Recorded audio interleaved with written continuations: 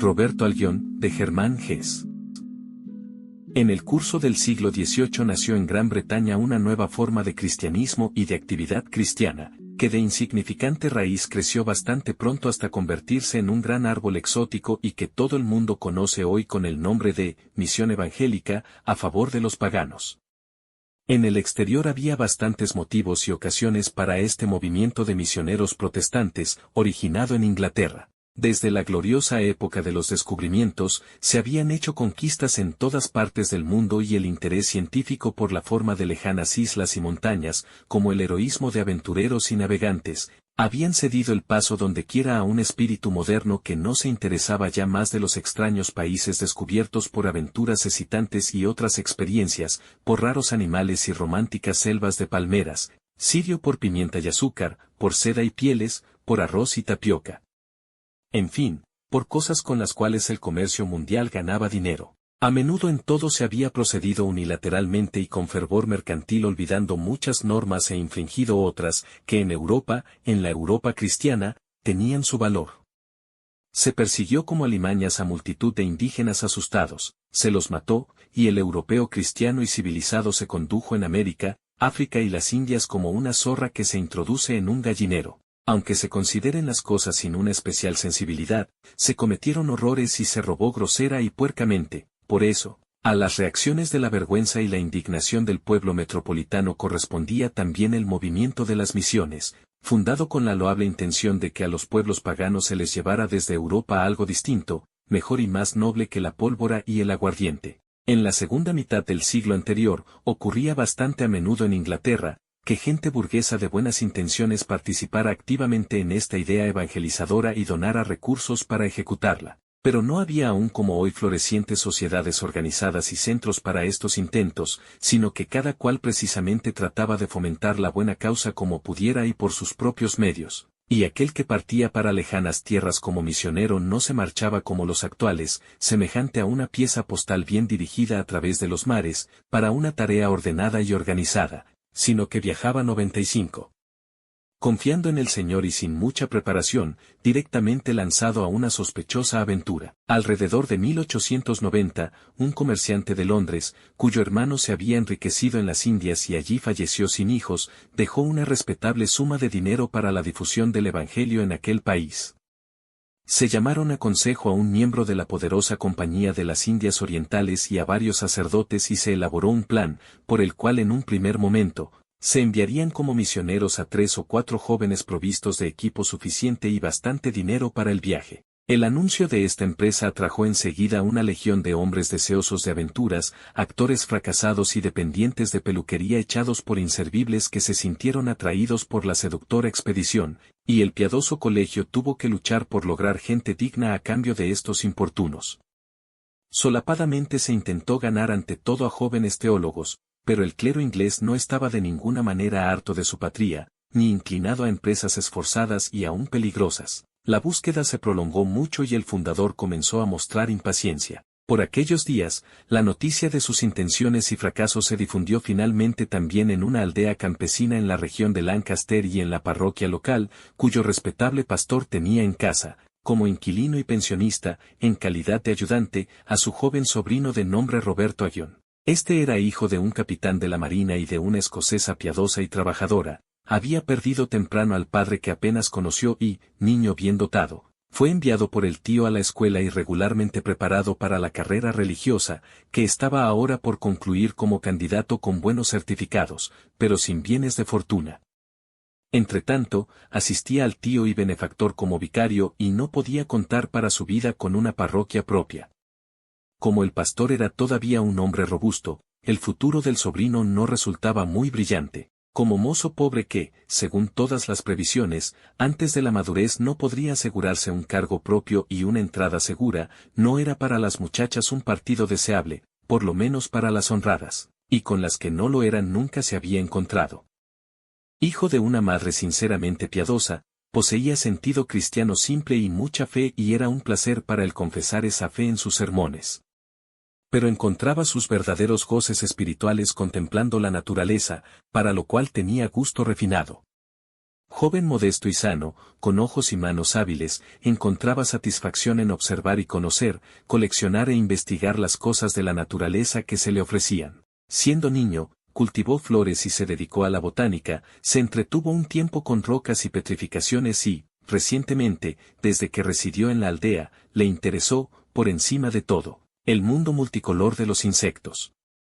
Prefería las mariposas, cuya brillante metamorfosis desde el estado de oruga y crisálida siempre le atraía profundamente. Dibujarlas y colorar las figuras le proporcionaba un placer tan puro como el que suelen sentir solamente pocos hombres talentosos en los años de la adolescencia. El joven teólogo estaba, pues, en situación espiritual de ser siempre el primero en interesarse por las noticias de aquella fundación y de sentir en lo más hondo del alma un anhelo que como la aguja de una brújula señalaba la dirección de las Indias. Su madre había muerto hacía pocos años y no existía compromiso secreto de palabra con muchacha alguna. Escribió a Londres, recibió una contestación incitante y el dinero del pasaje hasta la capital, se marchó, pues, enseguida, contento con un cajoncito lleno de libros y un atado de ropa y le dolió no poder llevar consigo los herbarios, los fósiles y las cajas con mariposas. En la vieja ciudad de Londres, sombríamente rumorosa, penetró tímidamente en la severa y elevada casa del piadoso comerciante, en el oscuro corredor, un enorme mapa de pared de la mitad oriental de la tierra y, enseguida, en la primera habitación, una gran piel de tigre real pusieron ante sus ojos la región apetecida. Embarazado y aturdido, se dejó llevar por un doméstico distinguido hasta la habitación donde le aguardaba el dueño de casa. Le recibió un señor corpulento, serio, cuidadosamente afeitado, con penetrantes ojos fríos de color azul y gestos anticuados y severos, a quien, sin embargo, después de pocas palabras agradó mucho el tímido candidato, de modo que le invitó a sentarse y concluyó su examen con mucha confianza y benevolencia. Después, el señor le pidió sus certificados y llamó al sirviente que en silencio se llevó al teólogo a un cuarto de huéspedes donde, enseguida, otro doméstico apareció con té, vino, jamón, mantequilla y pan. El joven fue dejado solo con el refrigerio servido y pudo satisfacer su apetito y su sed. Luego se quedó tranquilamente sentado en el sillón de terciopelo azul, meditó acerca de su situación y contempló con ociosa mirada el cuarto, donde, al cabo de breve observación, descubrió dos representantes más del lejano y cálido país, en un rincón, cerca de la chimenea, un mono embalsamado de color rojo oscuro y, colgando encima de este animal, sobre un tapiz de seda azul, la piel curtida de una enorme serpiente, cuya cabeza sin ojos pendía ciega y fofa. Eran cosas que él apreciaba y que se apresuró a mirar y palpar de cerca. Aunque la figura de la boa que trató de imaginar curvando en su mente la plateada piel reluciente en forma de tubo, le pareció en cierta manera aterradora y repugnante, su curiosidad por el misterioso y lejano país aumentó aún más al contemplarla. Pensaba que no se dejaría asustar ni por las serpientes ni por los monos, y fue imaginándose con verdadero gozo las flores, las mariposas, los árboles y los pájaros fabulosos que abundarían en tierras tan benditas. Estaba ya anocheciendo. Un silencioso doméstico trajo una lámpara encendida. Por las ventanas entraba un crepúsculo nebuloso. La calma de la distinguida residencia, el lejano y débil ruido de la gran ciudad, la soledad del fresco cuarto de alto techo donde se sentía casi como prisionero, la falta de toda ocupación y la inseguridad de su novelesca situación, unidos a la creciente oscuridad de la noche otoñal de Londres, hicieron descender el alma del joven de las alturas de sus esperanzas hasta que al cabo de 2 horas pasadas escuchando y aguardando en su sillón, renunció por ese día a toda espera, y sin más, se acostó en la excelente cama y se durmió enseguida. En plena noche, lo despertó, según tuvo la impresión, un sirviente para informarle que el joven era esperado para la comida y que debía apresurarse. Adormilado, Aggion se vistió y se fue tambaleando con los ojos semicerrados detrás del hombre a través de cuartos y corredores y por una escalera, hasta el gran comedor, violentamente alumbrado con arañas, donde la dueña de casa, vestida de seda y resplandeciente de joyas, lo observó con el impertinente y el señor lo presentó a 2 sacerdotes, que examinaron severamente al hermano más joven durante la cena y, ante todo, trataron de averiguar la sinceridad de su cristiana vocación. Al pobre apóstol muerto de sueño le costó bastante entender todas las preguntas y luego contestarlas, pero la ingenuidad le sentaba bien, y los hombres, acostumbrados a candidatos muy distintos, se formaron una buena opinión de él. Después de la comida, se pusieron a observar en una habitación vecina mapas de las regiones asiáticas, y Aghion vio por primera vez el campo donde tendría que anunciar la palabra de Dios, como una mancha amarilla en el mapa de la India, al sur de la ciudad de Bombay. Al día siguiente, fue conducido ante un noble y viejo señor que era el supremo consejero del comerciante. El anciano se sintió atraído enseguida por el joven inocentón. Supo entender pronto los sentimientos y el modo de ser de Roberto y, como reconoció en el escaso espíritu de iniciativa religiosa, se compadeció del joven y describió insistentemente al candidato los peligros del viaje por mar y lo terrible de las zonas meridionales de la India, porque le parecía insensato sacrificar y arruinar a un muchacho, si no estaba destinado a ese servicio por sus dotes especiales y sus inclinaciones. Por eso le puso una mano en el hombro, lo miró con penetrante bondad en los ojos y le dijo: todo lo que usted me dice está bien y puede ser verdad, pero no alcanzo a comprender qué le atrae hacia las Indias. Sea usted franco, querido amigo, y contésteme sin reservas, ¿le impulsa a usted algún deseo mundano, alguna ambición o es realmente un deseo íntimo de usted llevar nuestro querido evangelio a los pobres paganos? Al oír semejantes palabras, Roberto Aghion enrojeció como un estafador sorprendido. Bajó los ojos y calló un rato, pero luego confesó sinceramente que pensaba en serio realmente en su piadoso anhelo, pero que nunca se le hubiese ocurrido esa idea de ofrecerse para la India y de convertirse en misionero, si no le hubiese atraído un deseo de conocer las plantas raras y los maravillosos animales del trópico, sin excluir las mariposas. El anciano comprendió que el jovencito le había entregado ahora su último secreto y nada le quedaba por confesar. Sonriendo, asintió con la cabeza. Le dijo afectuosamente: bien, ese pecado tendrá que expiarlo usted mismo, tiene que ir a la India, querido joven. Y tornándose serio enseguida, colocó sus manos sobre los cabellos de Roberto y lo bendijo solemnemente con las palabras de la bendición bíblica. 3 semanas después, el joven misionero emprendió viaje, bien provisto de cajones y baúles, como pasajero en un hermoso barco de vela. Vio la tierra natal desaparecer en el mar gris y conoció los caprichos y los peligros del mar durante la primera semana, antes aún de haber llegado a España. En aquellos días, un viajero para la India no podía todavía alcanzar su meta sin pruebas, cómodamente, como hoy que en Europa se sube a un confortable vapor. Se deja a un lado África a través del canal de Suez y en breve tiempo, asombrado y hastiado por mucho dormir y comer, se divisa la costa de la India. Entonces, los barcos de vela debían padecer largos meses rodeando al África inmensa, amenazados por las tempestades y paralizados por largas calmas muertas, y había que sudar y helarse, sufrir hambre y padecer insomnio, y quien hubiese terminado felizmente el viaje, no era ya un novato inexperto, sino que había aprendido de alguna manera a mantenerse en pie. Lo mismo le ocurrió al misionero. Estuvo en viaje desde Inglaterra hasta la India durante 156 días y bajó a tierra en el puerto de Bombay como un navegante tostado por el sol y enflaquecido. Entretanto, no había perdido ni su alegría ni su curiosidad, aunque se habían calmado un poco, y del mismo modo que ya en el viaje tocó todas las costas con espíritu de explorador y contempló cada extraña isla de palmeras con respetuosa expectación. Pisó también tierra indiana con los ojos ávidamente abiertos y realizó su entrada en la bella y luminosa ciudad con ánimo y firmeza.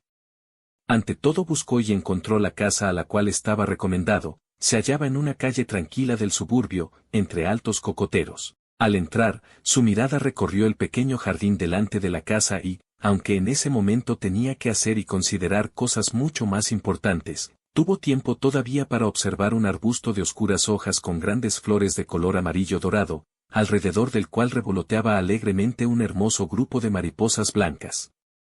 Con esta imagen en los ojos ligeramente cegados, penetró subiendo algunos peldaños en la sombra de la ancha veranda y por la puerta abierta de la casa. Un sirviente hindú, con ropas blancas y oscuras piernas desnudas, acudió corriendo a través del fresco pavimento de rojos ladrillos. Hizo una rendida reverencia y comenzó a pronunciar con cantante cadencia nasal palabras indostánicas. Notó, sin embargo, enseguida, que el extranjero no le entendía y lo llevó, con nuevas y suaves reverencias y gestos de respeto e invitación, adentro de la casa hasta el hueco de una puerta cerrada solamente por una estera de cortezas que colgaba suelta. Al mismo tiempo, la estera fue recogida desde adentro y apareció un hombre grande y delgado, de aspecto señorial, con blanco traje tropical y sandalias de paja en los pies desnudos.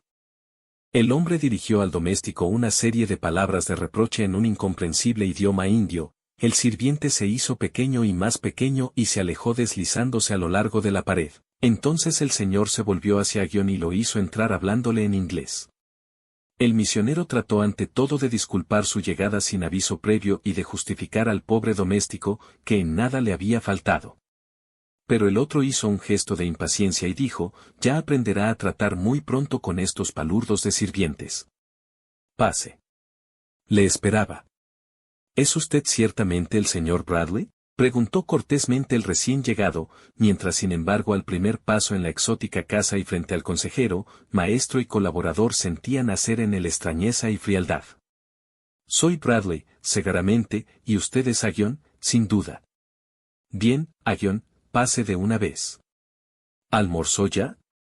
El huesudo hombrón tomó enseguida en sus manos oscuras y velludas la existencia de su huésped, con toda la experiencia rápida y dominadora de un acreditado ultramarino y agente comercial. Le hizo traer un plato de arroz con carne de cordero y quemante, curry, le asignó un cuarto, le mostró la casa, recibió sus cartas y sus encargos, contestó a sus primeras normas de vida indispensables en el país. Puso en movimiento los 4 morenos sirvientes indios, mandó y gritó en tono frío y colérico en la resonante casa, hizo llamar también a un sastre hindú que prepararía enseguida una docena de trajes para Aghion. Agradecido y un poco cohibido, el novato lo aceptó todo, aunque su temperamento hubiese preferido realizar su entrada en la India con más calma y modestia, hacerse un poco a la casa antes de volcar en una amable conversación sus primeras impresiones y sus recuerdos más vivos del viaje. En casi medio año de vida marítima se aprende a adaptarse a muchas situaciones, y cuando, hacia el atardecer, Mr. Bradley se marchó para atender sus tareas comerciales en la ciudad, el joven evangelista respiró alegremente aliviado y solo pensó en festejar en tranquilo retiro su llegada y en saludar a la tierra hindú. Abandonó gozoso su aireada habitación que no tenía ni puertas ni ventanas, sino solamente amplias aberturas en todas las paredes, y salió al aire libre, con la rubia cabeza cubierta por un sombrero de anchas alas y largo velo contra el sol y un buen bastón en la mano. A su primer paso por el jardín miró alrededor de sí y con profunda respiración aspiró venteando el aire y el perfume, la luz y los colores del país extraño y legendario, que modestamente debía colaborar en conquistar y al cual pensaba entregarse con la mejor voluntad. Todo lo que vio y sintió en torno suyo le agradó y lo percibió como una radiante y múltiple confirmación de muchos sueños y numerosas intuiciones.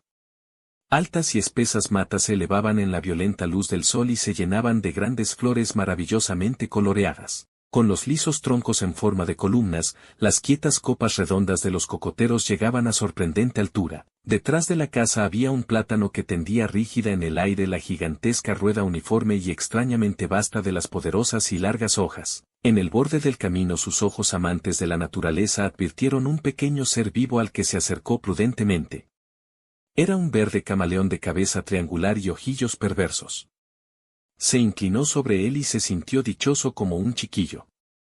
Una música extraña lo despertó de su meditativa concentración. Desde la murmurante quietud de la espesura salvaje de los árboles de color verde oscuro del jardín partía el rítmico sonido de tambores metálicos y timbales y además instrumentos de viento de cortante tonalidad. Asombrado, el pío amigo de la naturaleza escuchó atisbando y como no veía nada, se encaminó curioso para averiguar la clase y el origen de esos sonidos bárbaramente festivos. Siempre siguiendo la música, abandonó el jardín cuya puerta estaba abierta y siguió por el herboso sendero a través de un agradable paisaje de jardines caseros, plantaciones de palmeras y rientes arrozales de color verde claro, hasta que doblando por la alta esquina de un jardín, alcanzó una calle de chozas indias con aspecto de aldea.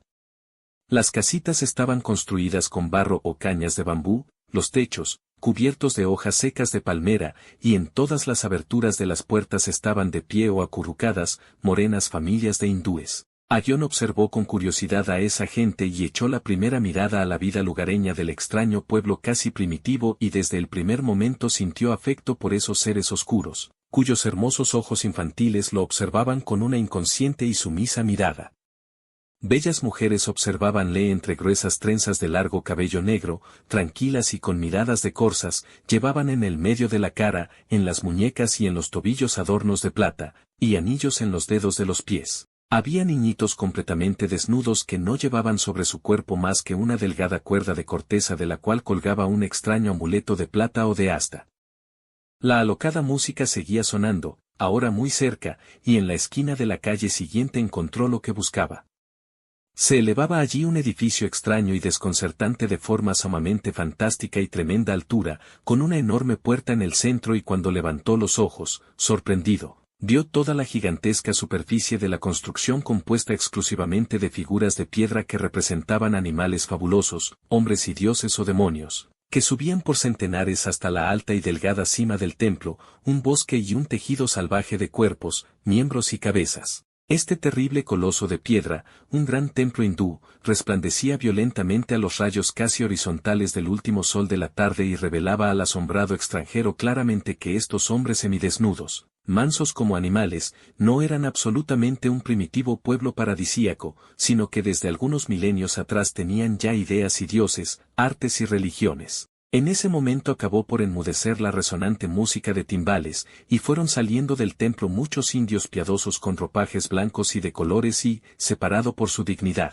un grupo solemne y reducido de brahmanes, orgullosos en su sabiduría fosilizada a través de milenios y en la conciencia de su rango. Pasaron delante del hombre blanco con la altanería de aristócratas delante de un obrero, y ni ellos ni las figuras más modestas que lo seguían demostraban por su aspecto que tenían la menor inclinación de dejarse instruir por un extranjero acerca de las cosas divinas y humanas. Cuando el ruido se apagó y el lugar se tornó silencioso, Roberto Aguión se acercó al templo y comenzó a estudiar con medroso interés la obra decorativa de la fachada, pero abandonó pronto su tarea con miedo y tristeza, porque el grotesco idioma alegórico de esas imágenes lo confundía y atribulaba no menos que la vista de algunas escenas de desvergonzada obscenidad que encontró ingenuamente representadas entre el caos de ídolos. Mientras se volvía para mirar el camino por el cual debía regresar, se apagaron de pronto las luces del templo y de la calleja, corrió por el cielo un breve juego de temblorosos colores y de repente cayó la noche. Ese desagradable y rápido oscurecimiento, aunque no le era desconocido, invadió al joven con ligero terror.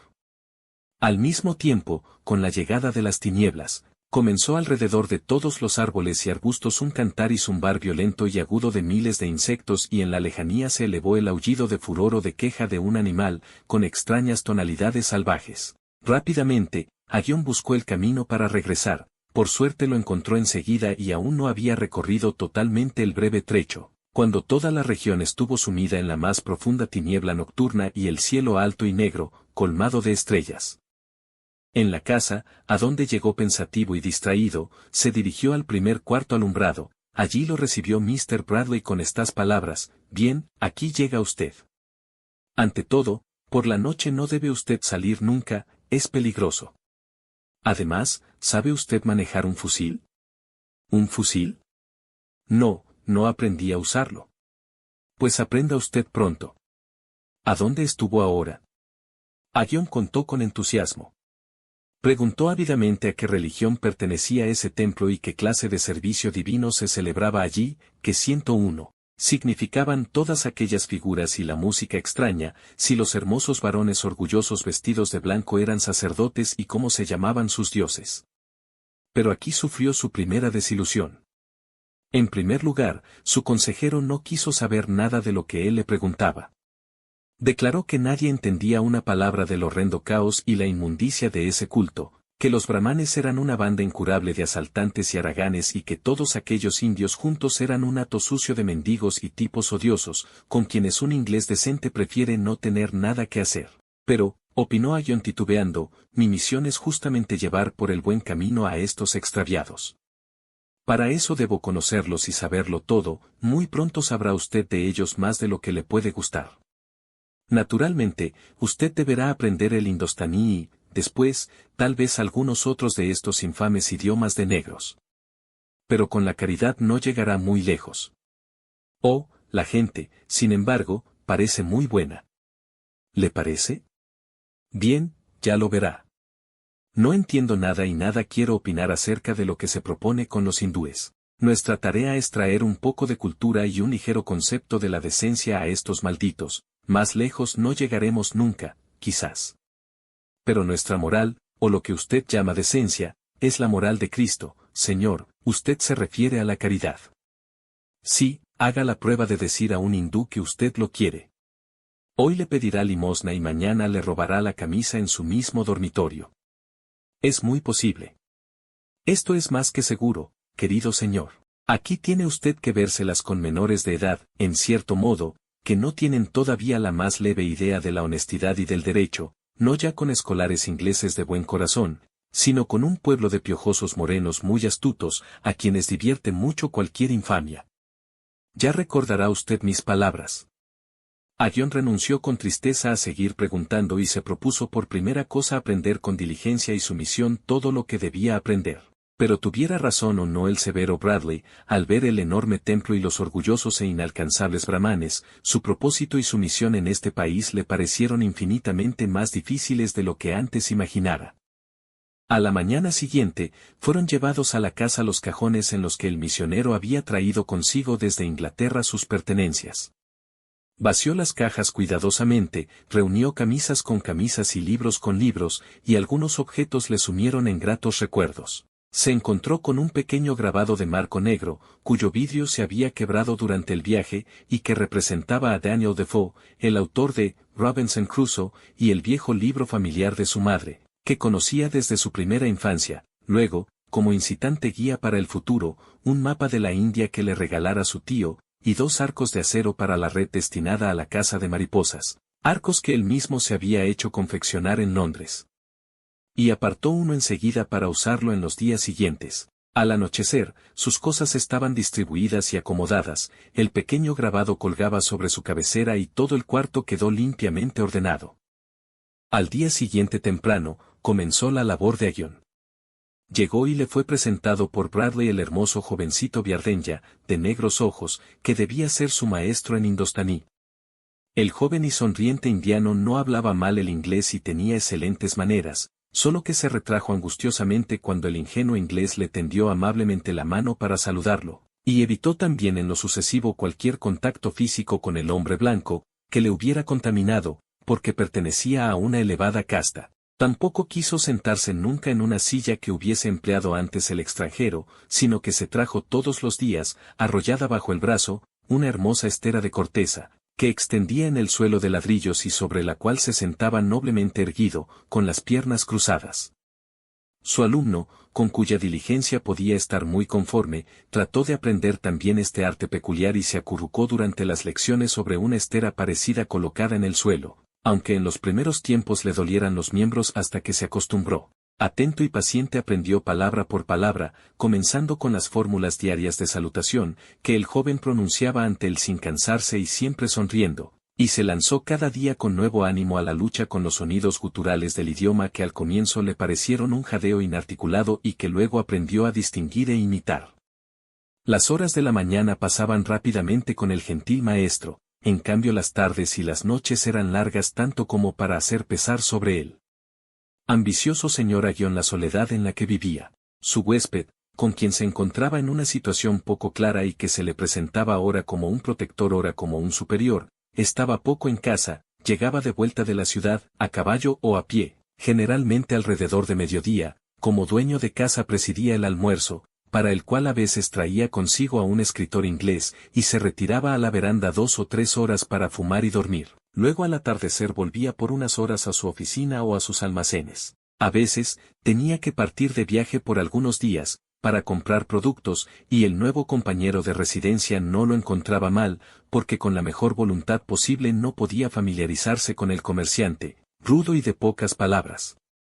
También había muchas cosas en la forma de vivir de Mr. Bradley, que no podían gustar al misionero. Entre otras cosas, ocurría a veces que Bradley los días feriados bebía con el escritor una mezcla de agua, ron y zumo de limones hasta emborracharse. En los primeros tiempos, invitó a menudo al joven clérigo a acompañarlos, pero recibió siempre una cortés negativa. En estas circunstancias, la vida diaria de Aggion no era realmente aburrida. Intentó emplear sus primeros y escasos conocimientos idiomáticos, acudiendo a la cocina con los sirvientes en las largas tardes cuando la casa de madera estaba bajo una plomiza capa de punzante calor, tratando de entretenerse con la gente.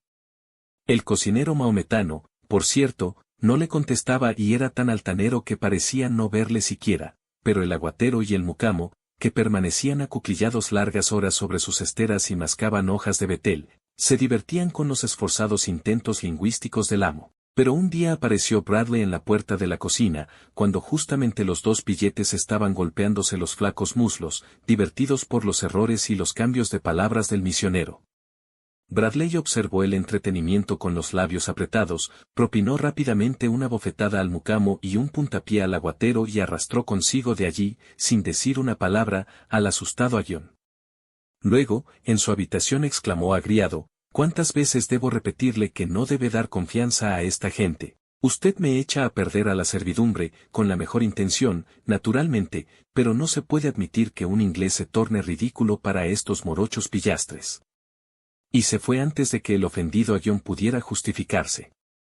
El solitario misionero se encontraba entre hombres de su tierra solamente el domingo, cuando iba con regularidad a la iglesia y donde una vez él mismo se hizo cargo de predicar en reemplazo del párroco inglés muy poco dado al trabajo, pero mientras en su patria había predicado con amor ante campesinos y tejedores de su condado, aquí se encontró extraño y embarazado, delante de una comunidad fría, compuesta de ricos comerciantes, cansadas y enfermizas damas y jóvenes empleados ansiosos de vivir.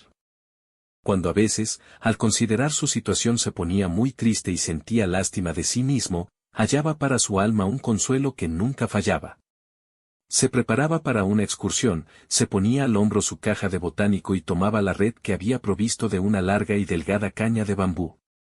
Cosa curiosa, el quemante calor solar y todo el clima de la India de que solían quejarse amargamente la mayoría de los otros ciudadanos ingleses, a él le gustaban y le parecían magníficos, porque conservaban ágiles y frescos el cuerpo y el alma no permitiendo ningún relajamiento. Para sus estudios de la naturaleza y sus debilidades, este país, al cabo, era un alimento sin igual, a cada paso lo detenían plantas desconocidas, flores, pájaros, insectos, que resolvió aprender a conocer por su hombre con el correr del tiempo.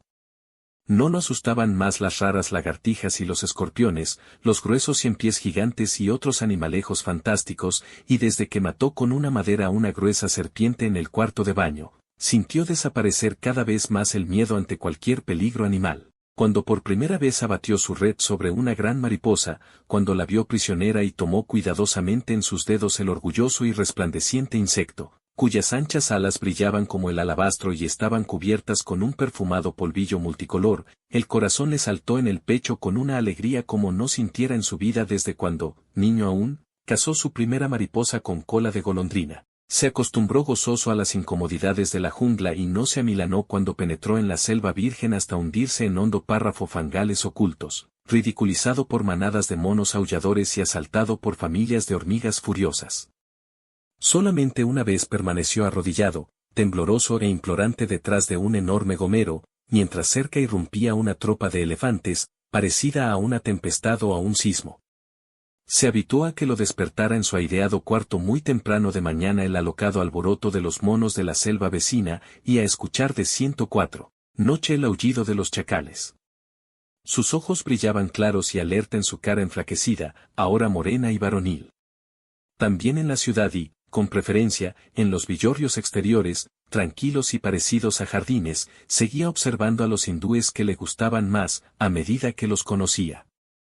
Perturbadora y penosa impresión le causaba la costumbre de las clases inferiores de dejar a sus mujeres que anduvieran con la parte superior del cuerpo desnuda. Ver en la calle cuellos y brazos y pechos femeninos, era algo a lo que el misionero no lograba habituarse, aunque a menudo eso ofreciera un hermoso espectáculo.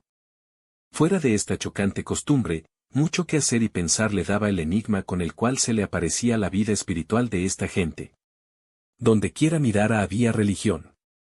No era posible advertir en Londres, en las mayores solemnidades religiosas, tanta piedad como aquí en cualquier día de la semana y en cualquier calle. En todas partes había templos e imágenes, rezos y sacrificios, procesiones y ceremonias, penitentes y sacerdotes.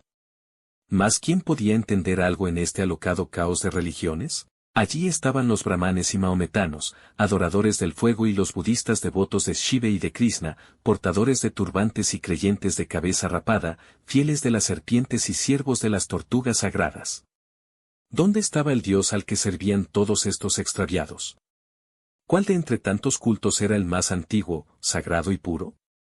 Eso nadie lo sabía y especialmente a los indianos les resultaba del todo indiferente, aquel que no estaba satisfecho con la fe de sus padres, se adhería a otra o vagaba como penitente, para encontrar o aún crear una nueva religión. Se ofrecían alimentos en pequeñas fuentes a dioses y espíritus cuyo nombre nadie conocía, y todos esos centenares de servicios divinos, de templos y de sacerdocios coexistían gozosos, sin que a los adeptos de una fe se les ocurriera odiar o matar a los demás, como era costumbre en los países cristianos de Europa.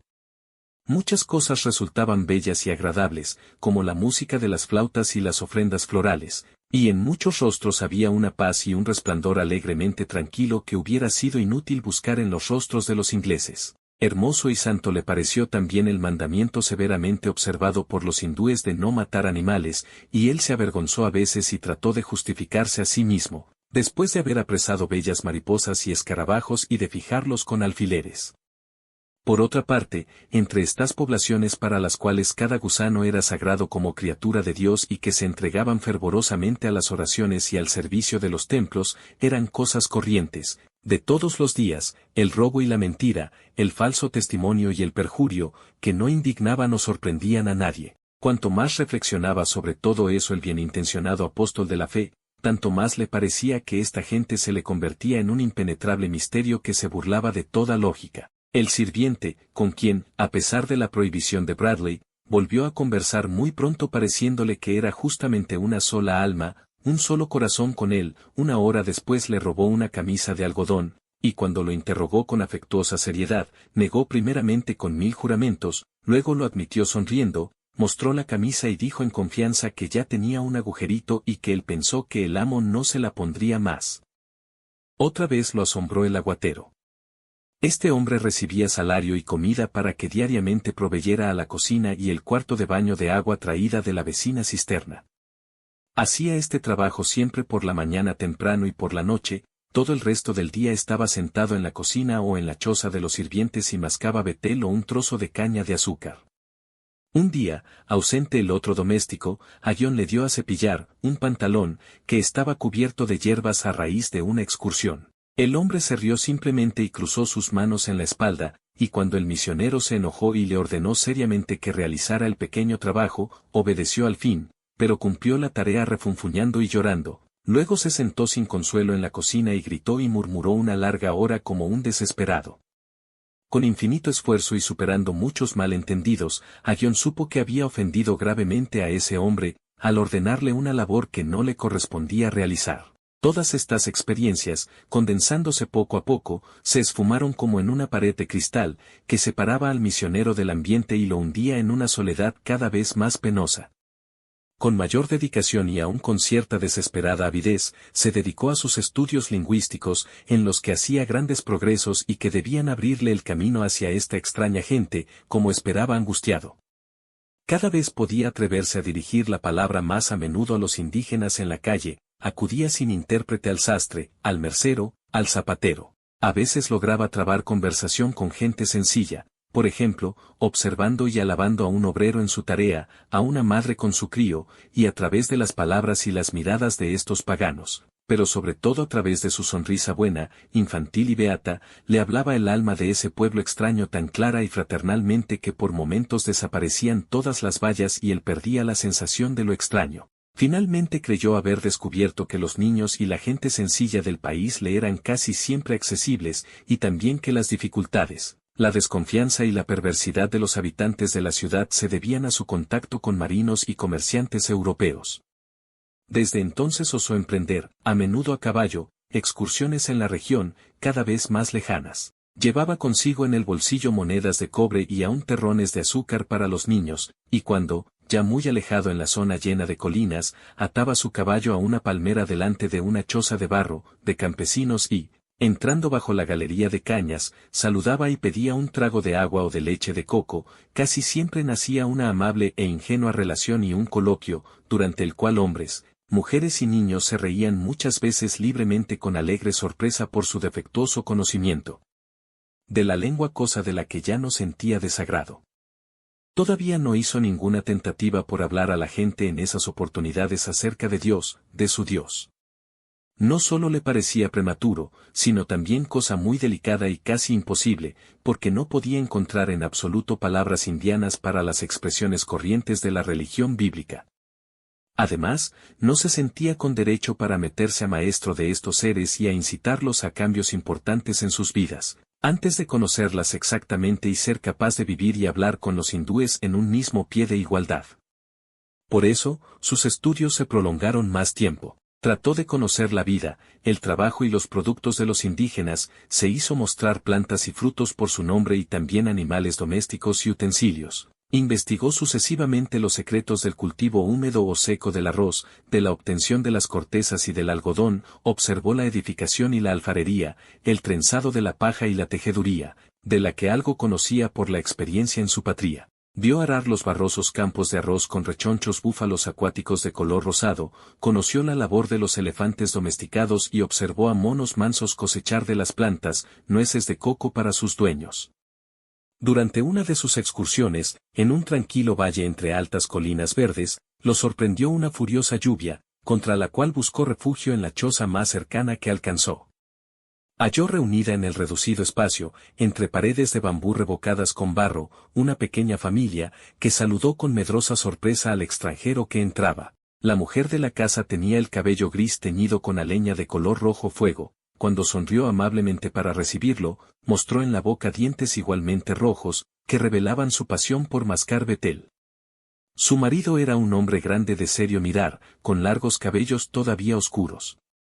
Este se levantó del suelo, tomando una erguida postura de reyesuelo, cambió con el huésped palabras de saludo y le ofreció enseguida una nuez de coco recién abierta, de la que el inglés tomó un sorbo dulzón. Un pequeñuelo, que cuando Aguión entrara huyó a un rincón detrás del hogar de piedra, salió de allí rápidamente bajo una selva de negros y brillantes cabellos, mirando miedosamente curioso. Sobre su oscuro pecho resplandecía un amuleto de latón, que formaba todo su adorno y también su única prenda de vestir.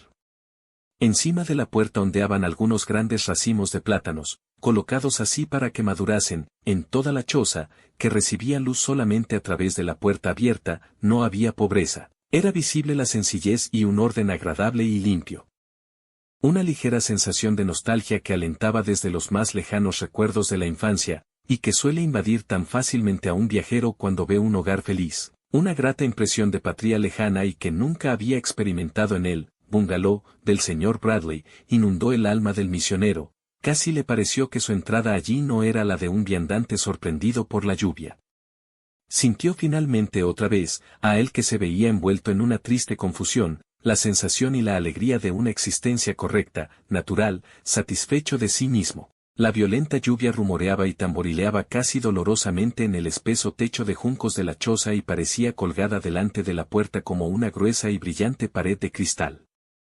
Los ancianos se entretuvieron con su extraordinario huésped y, cuando al final le preguntaron gentilmente lo que era lógico, cuál era su meta y cuáles sus intenciones en ese país, Aguión se sintió confundido y comenzó a hablar de otra cosa. Otra vez, como tantas, le parecía al modesto misionero una horrenda audacia, una exageración, el haber llegado a esa tierra lejana enviado con la intención de quitar a esos seres su Dios y su fe, para imponerles otros.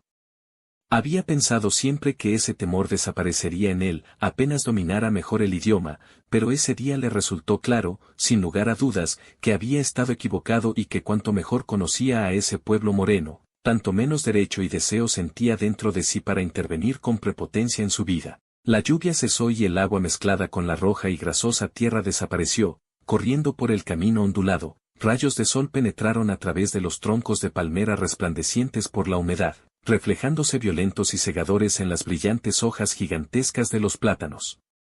El misionero agradeció a sus huéspedes e hizo ademán de despedirse, cuando se proyectó una sombra en el suelo y la reducida habitación se oscureció. Aguión se volvió rápidamente y vio entrar por la puerta, con los pies descalzos y callada, una figura, una mujer joven, una muchacha, que se asustó ante su presencia inesperada y huyó a esconderse junto al niño detrás del hogar. «Da los buenos días al Señor», le gritó el padre. La joven avanzó tímidamente 2 pasos, cruzó las manos sobre el pecho y se inclinó varias veces. En su espeso cabello, negro como el carbón, centelleaban gotas de lluvia. El inglés colocó amable y cohibido su mano sobre la cabellera y pronunció un saludo, y mientras sentía vivo entre sus dedos ese pelo suave y hermoso, ella levantó la cara hacia él y le sonrió gentil con sus ojos maravillosamente hermosos. Alrededor del cuello llevaba a ella un collar de coral y en un dedo del pie un pesado anillo de oro, y nada más que una faldilla de color rojo ceñida debajo de los pechos. Así estuvo la joven en su belleza delante del asombrado extranjero, los rayos del sol se reflejaban pálidamente en su cabello y en sus hombros morenos y relucientes, en la boca fresca centelleaban luminosos los dientes. Roberto Ayllón la miró con embeleso y trató de penetrar en sus dulces ojos tranquilos, pero enseguida se sintió confundido. El húmedo perfume del cabello y la vista de los pechos y los hombros desnudos lo extravió de tal manera que muy pronto bajó los ojos ante la inocente mirada de ella. Metió la mano en el bolsillo y sacó unas tijeritas de acero, con las que solía cortarse las uñas y la barba y le servía en su recolección de plantas. Las regaló a la hermosa muchacha y supo enseguida que aquel era un regalo realmente valioso. Ella tomó el objeto tímidamente, con dichosa sorpresa, mientras los padres se deshacían en palabras de agradecimiento, y cuando él se despidió y se marchó, ella lo siguió hasta la galería de la choza, aferró su mano izquierda y se la besó. El tibio y delicado contacto de aquellos labios parecidos a una flor penetró en la sangre del joven, hubiera deseado besarla en la boca. En cambio tomó ambas manos de la muchacha en su derecha, la miró en los ojos y le dijo, ¿cuántos años tienes? No lo sé, contestó ella. ¿Y cómo te llamas? Naisa. Adiós, Naisa, y no me olvides. Naisa no olvida al Señor. Ayllón se fue y emprendió el camino de retorno, sumido en reflexiones, y cuando tarde en la noche llegó y entró en su dormitorio, advirtió de repente que ese día no había traído de su excursión una sola mariposa, un escarabajo, una hoja o una flor. Pero su casa, la desierta casa de soltero con los sirvientes holgazanes y el frío y regañón señor Bradley, nunca le resultó menos familiar y vacía como en esa hora de la noche. Mientras sentado ante la temblequeante mesita con la pequeña lamparilla de aceite, trataba de leer la Biblia. Tomó ambas manos de la muchacha en su derecha, la miró en los ojos y le dijo, ¿cuántos años tienes? No lo sé, contestó ella. ¿Y cómo te llamas?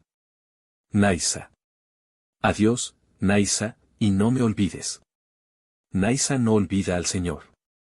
Ayllón se fue y emprendió el camino de retorno, sumido en reflexiones, y cuando tarde en la noche llegó y entró en su dormitorio, advirtió de repente que ese día no había traído de su excursión una sola mariposa, un escarabajo, una hoja o una flor. Pero su casa, la desierta casa de soltero con los sirvientes holgazanes y el frío y regañón señor Bradley, nunca le resultó menos familiar y vacía como en esa hora de la noche. Mientras sentado ante la temblequeante mesita con la pequeña lamparilla de aceite, trataba de leer la Biblia.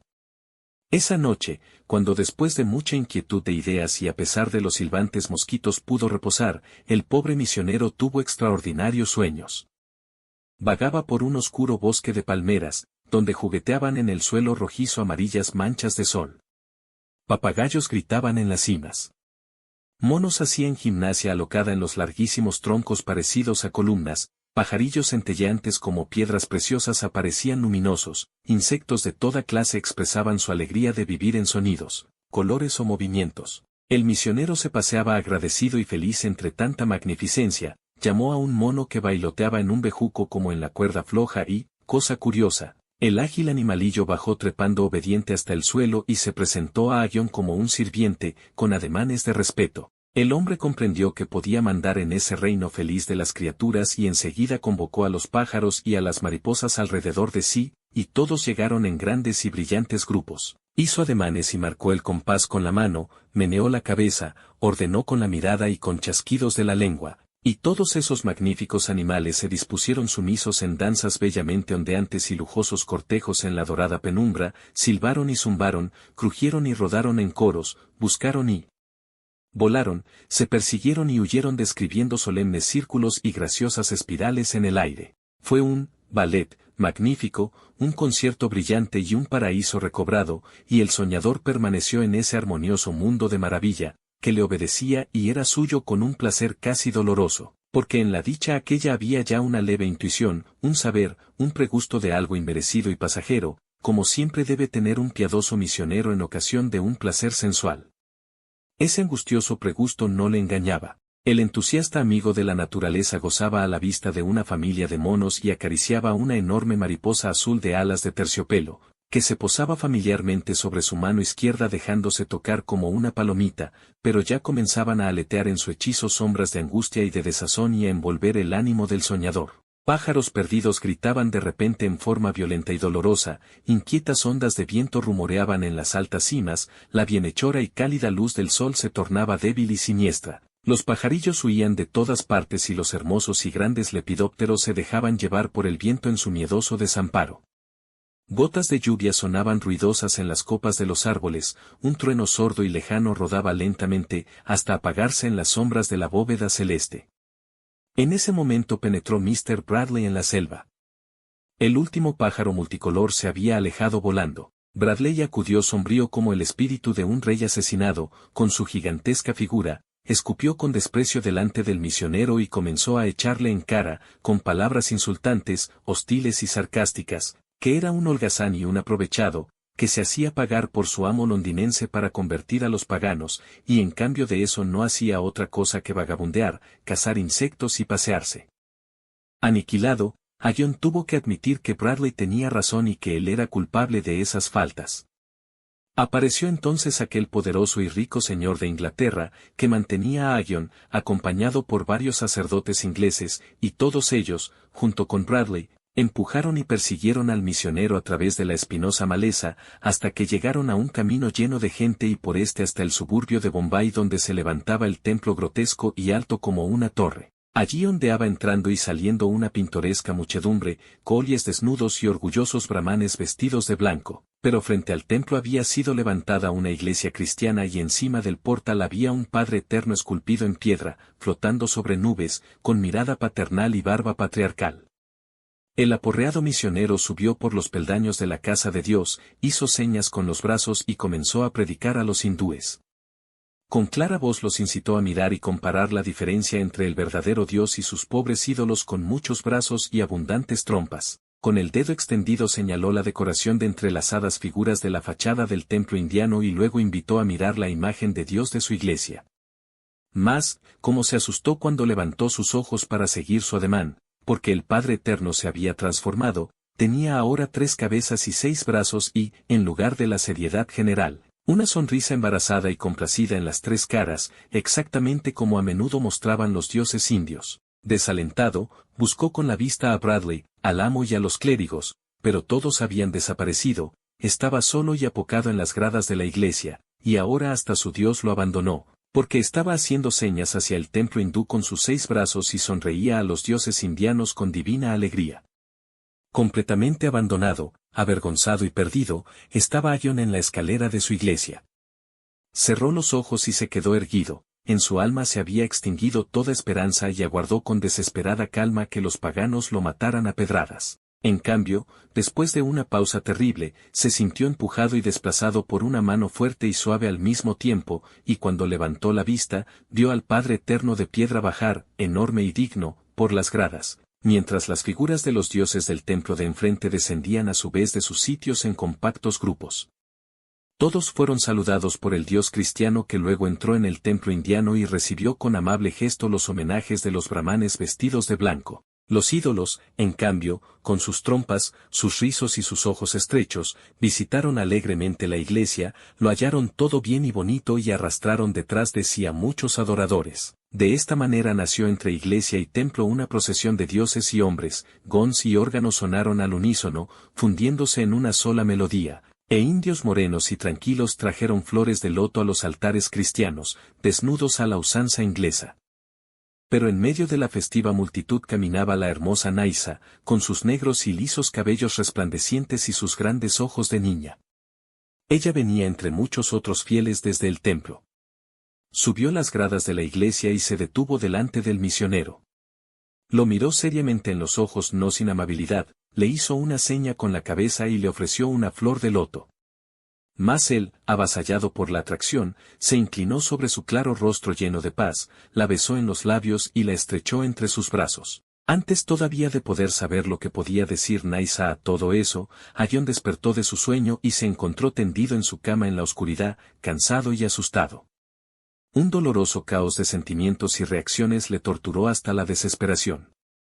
El sueño le había mostrado sin velo alguno su propio yo, su debilidad y pusilanimidad, la falta de fe en su misión, su amor por la pagana de color moreno, su odio nada cristiano contra Bradley, su incumplimiento con el amo inglés que le mantenía. Quedó tendido en la oscuridad, triste y excitado hasta las lágrimas. Trató de orar y no pudo hacerlo, trató de representarse a Nyssa como algo diabólico y de juzgar su enamoramiento como una perversidad, pero no pudo. Al final, se levantó, obedeciendo a un impulso casi inconsciente y rodeado aún de las sombras y los terrores del sueño, abandonó su cuarto y fue a la habitación de Bradley, tanto por la absoluta e instintiva necesidad de consuelo y compañía humana, como con la piadosa intención de confesar la vergüenza de su hostilidad por ese hombre y hacerse amigo de él mediante la sinceridad más completa. Sin ruido se deslizó con sus delgadas pantuflas de corteza a lo largo de la oscura veranda hasta el dormitorio de Bradley, cuya liviana puerta de cañas de bambú llegaba solamente hasta la mitad de la abertura y dejaba ver la alta habitación débilmente alumbrada, porque como muchos otros europeos en la India, Bradley también solía mantener encendida toda la noche una lamparilla de aceite. Cautamente, Ion empujó la delgada estera y entró. La pequeña mecha ardía lentamente en una tacita de barro con aceite, colocada en el piso de la habitación, y proyectaba una enorme y débil sombra sobre las desnudas paredes. Una parda mariposa nocturna giraba zumbando alrededor de la luz en breves círculos. Alrededor de la ancha cama estaba tendido cuidadosamente el gran mosquitero. El misionero tomó la lámpara, se acercó a la cama y abrió el velo. Estaba por llamar por su nombre al durmiente, cuando vio con verdadero espanto que Bradley no estaba solo. Yacía de espaldas, cubierto por un delgado pijama de seda y su cara con el mentón en alto no era mucho más delicada ni amable que durante el día. Pero a su lado, desnuda, estaba tendida una segunda figura, una mujer de largo cabello negro. Yacía de costado con el rostro dormido vuelto hacia el misionero que la reconoció, era la fuerte y gruesa muchacha que todas las semanas solía llevarse la ropa para lavar. Sin volver a correr el mosquitero, Ion huyó hasta su cuarto. Trató de dormirse otra vez, pero no pudo, el acontecimiento de aquel día, el extraño sueño y, finalmente, la visión de la desnuda durmiente lo habían excitado poderosamente. Al mismo tiempo, su antipatía por Bradley se había tornado mucho más fuerte y ya le asustaba pensar en el instante en que lo volvería a ver y tendría que saludarle durante el desayuno. Pero sobre todo le atormentaba y oprimía el problema de si era su deber reprochar a su compañero de residencia por su conducta e intentar corregirle. El temperamento de Ion se rebelaba a eso, pero su misión parecía exigírselo, tenía que vencer su cobardía y apelar sin miedo a la conciencia del pecador. Encendió su lámpara y, rodeado y molestado por los zumbantes mosquitos, estuvo leyendo horas enteras el Nuevo Testamento, pero sin lograr seguridad ni consuelo. Estuvo casi por maldecir de la India entera o por lo menos de su curiosidad y de su espíritu de aventura, que lo trajeran hasta allí para meterlo en un callejón sin salida. Nunca le había parecido tan sombrío el porvenir, ni tampoco nunca se sintió menos nacido para confesor y mártir, como esa noche. Apareció para el desayuno con ojos hundidos y rasgos cansinos, removió sin gozo con la cucharilla el perfumado té y en aburrido juego se dedicó largo rato a limpiar una banana, hasta que llegó el señor Bradley. Este saludó seca y fríamente como siempre, puso en movimiento al sirviente y al aguatero, con órdenes en voz alta, después de largo examen eligió el fruto más dorado del cacho de bananas y luego comió rápidamente, siempre dominador, mientras el sirviente traía al patio lleno de sol su caballo enjaezado. «Tendría algo que discutir con usted todavía», dijo el misionero, cuando el otro estuvo por levantarse y partir. Bradley, suspicaz, levantó los ojos hacia él. «Sí. No dispongo de tiempo». «¿Tiene que ser ahora mismo?» «Sí, es mejor. Me veo obligado a decirle que estoy enterado de su ilícita relación con una mujer india. Usted se imaginará cómo es penoso para mí». «Penoso», exclamó Bradley, poniéndose de pie de un salto, y estalló en una colérica carcajada. «Señor, es usted un asno mucho más grande de lo que pensé. Lo que opine de mí, naturalmente, me tiene sin cuidado, pero el que usted husmee y espíe en mi casa, lo encuentro ruin. Abreviemos. Le dejo tiempo hasta el domingo. Hasta entonces, sea tan amable de buscarse otro alojamiento en la ciudad, porque en esta casa no lo toleraré a usted un solo día más. Aggion esperaba un áspero estallido, pero no semejante contestación. Mas no se dejó amedrentar. Será un placer para mí, dijo correctamente, liberarle a usted de mi molesta presencia aquí. Buenos días, señor Bradley. Y se fue y Bradley lo siguió atentamente con la mirada, entre sorprendido y divertido. Luego se atusó los duros bigotes, torció los labios, llamó con un silbido a su perro y bajó por la escalera de madera hasta el patio, para irse a caballo a la ciudad. Para ambos, la breve discusión que aclaraba las cosas había sido fructífera. Sin duda, Aggion se vio enfrentado de improviso con preocupaciones y providencias que una hora antes flotaban todavía muy vagas en grata lejanía, pero cuanto más seriamente consideraba sus asuntos y más claro veía que la disputa con Bradley era algo accesorio y en cambio el arreglo de su situación completamente caótica estaba convertido en una necesidad despiadada, tanto más evidente y bienhechora le resultaba para su modo de pensar. La vida en aquella casa, el debilitamiento de sus energías, todos los insaciados deseos y las horas muertas se habían vuelto para él una desazón constante que su temperamento simplón no hubiese podido resistir mucho tiempo más. Era todavía de mañana temprano y un rincón del jardín, su sitio preferido, estaba aún en fresca sombra. Pendían allí las ramas de unas matas salvajes sobre un pequeñísimo estanque de mampostería, construido un día para bañarse, pero abandonado luego y ahora habitado solamente por una reducida población de tortugas amarillas. Aggion llevó hasta allí su silla de bambú, se sentó y contempló a los callados animalejos, que nadaban perezosamente tranquilos en el agua verde y miraban igualmente tranquilos con sus ojillos inteligentes. Del otro lado, en el patio de la residencia, el caballerizo desocupado estaba sentado en cuclillas y cantaba, su canción nasal y monótona llegaba como juguetón ruido de agua y se perdía en el aire cálido. Sin que lo advirtiera, el cansancio después de la noche insomne y excitada invadió al misionero. Aggion cerró los ojos, dejó caer los brazos y se durmió. Cuando lo despertó una picadura de mosquito, vio avergonzado que había dormido casi toda la mañana, pero se sintió fresco y repuesto e inmediatamente se dedicó a poner en orden sus ideas y sus deseos y a desenredar objetivamente lo confuso de su existencia. Y así vio con meridiana claridad lo que inconscientemente desde hacía mucho tiempo angustiaba o estropeaba sus sueños, es decir, que su viaje a la India había sido absolutamente acertado, pero que a él le faltaba la verdadera vocación y el íntimo impulso para ser misionero. Era lo bastante modesto para ver en eso una derrota y un error que lo afligían, pero no había razón alguna para desesperarse. Más aún, ahora que estaba decidido a buscarse una tarea más adecuada, le pareció que la India poderosa sería realmente un buen refugio y una patria para él. Podía ser cosa muy triste el que todos estos indígenas tuviesen falsos dioses, no era asunto suyo, cambiar esa situación. Su tarea era conquistar para sí mismo ese país y obtener para sí y para otros lo mejor, ofreciendo para ello sus ojos, su saber y su juventud resuelta a obrar, disponiéndose voluntariamente a ello donde se le brindara trabajo. Ya por la noche de ese mismo día, después de una breve conversación, fue empleado por un señor que residía en Bombay, un tal Sturrock, como secretario y, al mismo tiempo, inspector en una vecina plantación de café. El señor Sturrock prometió enviar a Londres una carta suya, dirigida al hombre que le había mantenido hasta entonces. Aggion explicaba en ella su proceder y se comprometía a la ulterior devolución de todo lo recibido. Cuando el nuevo inspector volvió a su casa, encontró a Bradley en mangas de camisa, solo, sentado para cenar. Y aún antes de tomar asiento a su lado, le comunicó lo que había hecho. Bradley asintió con la boca llena, vertió whisky en su copa y dijo casi amablemente, siéntese y sírvase, el pescado está frío ya. Ahora somos casi una especie de colegas. Bien, le deseo lo mejor. Cultivar café es más fácil que convertir a los hindúes, a buen seguro, y posiblemente más valioso.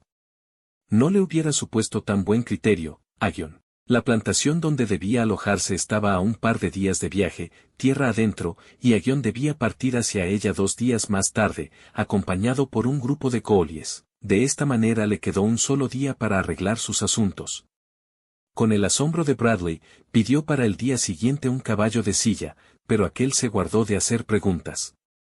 Después de sacar la lámpara, atracción de 1000 insectos, ambos hombres permanecieron sentados en la noche suave y oscura de la India, uno frente al otro, Y se sintieron mutuamente más próximos que en todos los meses de obligada convivencia. Dígame, comenzó Aghion, después de un largo silencio, usted seguramente no creyó desde el comienzo en mis planes de misionero, todo lo contrario, sin embargo, contestó tranquilamente Bradley, pude ver bien que usted obraba en serio. Pero también pudo ver ciertamente que poco apto era para ello, es decir, para lo que yo quería hacer y representar. ¿Por qué nunca me dijo nada? Nadie me había encargado de eso. A mí no me gusta que nadie se meta en mis cosas, por eso procedo de la misma manera. Además, aquí en la India, he visto emprender las cosas más insensatas y tener buen resultado. Eso de convertir era su oficio, no el mío. Y ahora usted advirtió por sí mismo algunas de sus equivocaciones. Con el tiempo, eso le ocurrirá también con otras más. Por ejemplo, ¿con cuáles? Por ejemplo, con lo que usted me reprochó esta mañana. Oh, por la muchacha. Exactamente. Usted ha sido clérigo, a pesar de eso, admitirá que un hombre robusto no puede vivir y trabajar y permanecer sano muchos años, sin tener de vez en cuando una mujer a su lado. Dios mío, por eso no es necesario que se ponga colorado. Piense un poco, en la India, para un blanco que no se ha traído de Inglaterra una mujer, no hay mucho que elegir. Aquí no hay muchachas inglesas. Las que nacen aquí, las envían de niñas todavía a Europa. Queda la elección entre las rameras de los marineros y las mujeres indias. Yo prefiero estas últimas. ¿Qué encuentra de malo en eso? Oh, aquí no nos entendemos, señor Bradley. Yo juzgo mala e incorrecta toda unión fuera del matrimonio, como nos lo enseñan la Biblia y nuestra Iglesia. Pero, ¿y cuándo no se puede hacer otra cosa? ¿Por qué no se puede hacer otra cosa? Si un hombre quiere realmente a una muchacha, debe casarse con ella. ¿También con una muchacha hindú? ¿Por qué no? Aghion, usted es más ancho de mangas que yo. Prefiero cortarme un dedo a casarme con una mujer de color, ¿comprende? Y así pensará usted también más adelante. Por favor, espero que no. Y ya que hemos llegado tan lejos, se lo puedo decir, amo a una muchacha hindú y tengo la intención de hacerla mi mujer. El rostro de Bradley se tornó serio. No lo haga. Exclamó casi suplicando. Sin embargo, lo haré, continuó Aghion entusiasmado. Me comprometeré con la muchacha y la educaré y le enseñaré hasta que pueda recibir el bautismo, entonces nos casaremos por la iglesia inglesa. ¿Cómo se llama ella? Preguntó Bradley pensativo. Naisa. ¿Y su padre? Lo ignoro. Va, hasta el bautismo hay tiempo todavía. Reflexione sobre eso una vez más. Es natural que uno de nosotros se enamore de una muchachita india, a menudo son muy lindas. Deben ser también fieles y pueden convertirse en mujeres de su casa, mansas y buenas. Pero yo no puedo mirarlas más que como a una especie de animalillos, como alegres cabritas o hermosas gacelas, pero no como a mis iguales. ¿No es el suyo un prejuicio? Todos los hombres son hermanos y los hindúes son ciertamente un pueblo antiguo y noble. Sí, esto debe saberlo mejor usted, Aghion. Por lo que se refiere a mí, respeto mucho los prejuicios. Se levantó, dio las buenas noches y se retiró a su dormitorio, donde el día antes tuvo a su lado a la hermosa y robusta lavandera. Como a una especie de animalillos, había dicho, y Aghion se reveló para sus adentros al recordarlo. Temprano al día siguiente, antes de que Bradley apareciera para el desayuno, Aghion se hizo traer el caballo de montar y se fue, cuando todavía los monos lanzaban en las cimas de los árboles su grito mañanero. Y el sol no estaba tan alto aún, cuando ató su caballo cerca de la cabaña donde conoció a la linda Naisa, y se acercó a pie a la casa. En el umbral estaba sentado el chiquillo desnudo y jugaba riendo con una cabrita, por la que se hacía topar oponiendo el pecho. Precisamente, cuando el visitante estuvo por abandonar el camino para acercarse a la choza, salió del interior de ella, pasando por encima del niño acurrucado, una jovencita en la que reconoció enseguida a Naisa. La muchacha llegó hasta el camino, llevando en la mano derecha colgando un alto recipiente de barro para el agua, y sin mirar a Aghion, que la siguió atraído, pasó delante de él. Pronto la alcanzó y le dirigió el saludo en voz alta. Ella levantó la cabeza, contestando en voz baja el saludo y miró fríamente al hombre con sus bellos ojos dorados y oscuros, como si no lo conociera, y cuando él le tomó la mano, ella la retiró asustada y siguió su camino corriendo y apresurando el paso. Él la acompañó hasta la fuente artificial, donde el agua corría en delgado y escaso hilillo sobre piedras musgosas, quiso ayudarla a llenar el cántaro y a levantarlo, pero ella lo rechazó callada y puso cara contrariada. Aghion se sintió asombrado por tanta esquivez y un poco desilusionado, buscó en su bolsillo el regalo que había traído para ella, pero le dolió un poco sin embargo cuando vio que ella olvidaba enseguida su resistencia y tomaba el objeto que él le ofrecía.